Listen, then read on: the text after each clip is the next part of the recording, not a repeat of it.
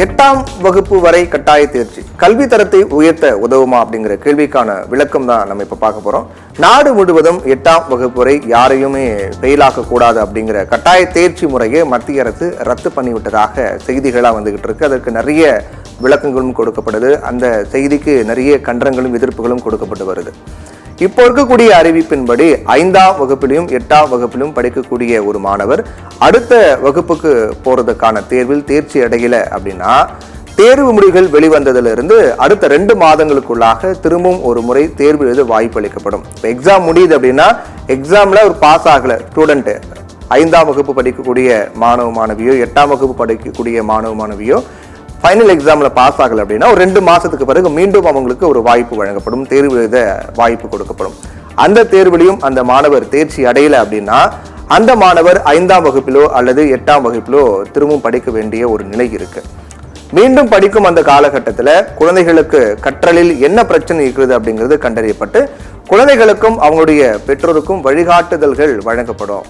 ஆனா ஆரம்ப கல்வியை முடிக்கும் வரை எந்த குழந்தையும் பள்ளிக்கூடத்தில் இருந்து வெளியேற்றப்பட மாட்டாங்க. இந்த அறிவிப்பு மத்திய அரசு நடத்தக்கூடிய கேந்திரிய வித்யாலயா, நவோதயா வித்யாலயா, சைனிக் பள்ளிகள் உள்ளிட்ட 3000 பள்ளிகளுக்கு பொருந்தும் அப்படின்னு தெரிவிக்கப்பட்டிருக்கு.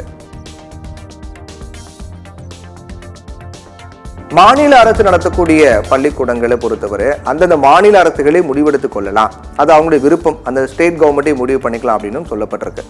அதன்படி இதுவரைக்கும் 16 மாநிலங்களும் 2 யூனியன் பிரதேசங்களும் 8ஆம் வகுப்பு வரை கட்டாய தேர்வு முறையை ரத்து பண்ணியிருக்கிறதா சொல்லப்பட்டிருக்கு. மாணவர்கள் இடைநிற்றல் இல்லாம கற்கணும் அப்படிங்கிறதுக்காகவும் குழந்தைகள் மனதில் தோல்வி எண்ணம் வந்துவிடக் கூடாது அப்படிங்கிறதுக்காகவும் அன்றைய முதலமைச்சர் எம்ஜிஆர் 3ஆம் வகுப்பு வரை கட்டாய தேர்ச்சி முறையை அறிவித்தார். அதே மாதிரி உயர்கல்வியில் தடை இருக்கக்கூடாது அப்படிங்கிறதுக்காக SSLC தேர்வில் ஒரு பாடத்தில் தோல்வியடைந்தாலும் எல்லா பாடங்களையும் எழுத வேண்டும் என்று ஏழை எளிய மாணவர்களுடைய உயர்கல்விக்கு தடை விதிக்கப்பட்டிருந்த காலத்தில் எந்த பாடத்தில் தோல்வி அடைந்தாங்களோ அதை மட்டும் எழுதி தேர்ச்சி பெறலாம் அப்படின்னு எம்ஜிஆர் அறிவித்தார்.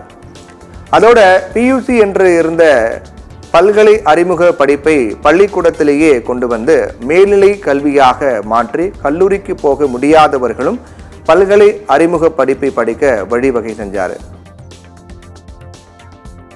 இந்த மாதிரியான நடவடிக்கைகள் காரணமாகவே தமிழகத்தில் உயர்கல்வி கற்போர் எண்ணிக்கை அதிகரித்து கல்வியில் முதலிடத்தில் இருக்கிறது. இப்போ 8ஆவது வகுப்பு வரை கட்டாய தேர்ச்சி அப்படின்னு இருந்ததை மத்திய அரசு ரத்து செய்துவிட்ட நிலையில தமிழகம் அதை ஏற்க போவது இல்லை அப்படின்னு அறிவிச்சிருக்காங்க. தமிழ்நாட்டில் அதை நாங்கள் ஏற்றுக்க மாட்டோம். தமிழ்நாட்டில் ஏற்கனவே என்ன நடைமுறை இருக்கோ அதே நடைமுறை தான், ஆல் பாஸ் அந்த நடைமுறை தான் பின்பற்றப்படும் 8ஆம் வகுப்பு வரை அப்படிங்கிற மாதிரி அதை நாங்கள் மத்திய அரசு அறிவித்த இந்த புதிய மாற்றத்தை ஏற்றுக்கொள்ள மாட்டோம் அப்படின்னு தமிழ்நாடு கவர்மெண்ட் அறிவிச்சிட்டாங்க. 5 மற்றும் 8ஆம் வகுப்பு மாணவர்களுக்கான கட்டாய தேர்ச்சி முறையை ரத்து செய்து கல்வி உரிமை சட்டத்தில் மத்திய அரசு கொண்டு வந்திருக்கக்கூடிய திருத்தங்களால் தமிழக பள்ளிகளுடைய தேர்ச்சி முறைகளில் எந்த மாற்றமும் கிடையாது. எந்த கவர்மெண்ட் சென்ட்ரல் கவர்மெண்ட் அறிவிச்சிருக்காங்க, அது ஸ்டேட் கவர்மெண்ட், முக்கியமாக தமிழ்நாடு கவர்மெண்ட் அதை ஏற்றுக்க மாட்டாங்க, ஏற்றுக்கலன்னு சொல்லிட்டாங்க. ஏற்றுக்காத காரணத்தால் அதில் எந்த வித குழப்பமும் இல்லை. எப்போவுமே இருக்கிற அதே ஃபார்மெட்டு தான் தொடர்ந்து கண்டினியூ ஆகுது. தமிழ்நாட்டில் செயல்பட்டு வரக்கூடிய மத்திய அரசு பள்ளிகளை தவிர மற்ற பள்ளிகளுக்கு இது பொருந்தாது. தமிழகத்தை பொறுத்தவரையில் இப்போ இருக்கக்கூடிய தேர்ச்சி நடைமுறையே தொடரும் அப்படின்னு தமிழக பள்ளிக்கல்வித்துறை அமைச்சர் அன்பில் மகேஷ் பொய்யாமொழி சொல்லியிருக்காரு.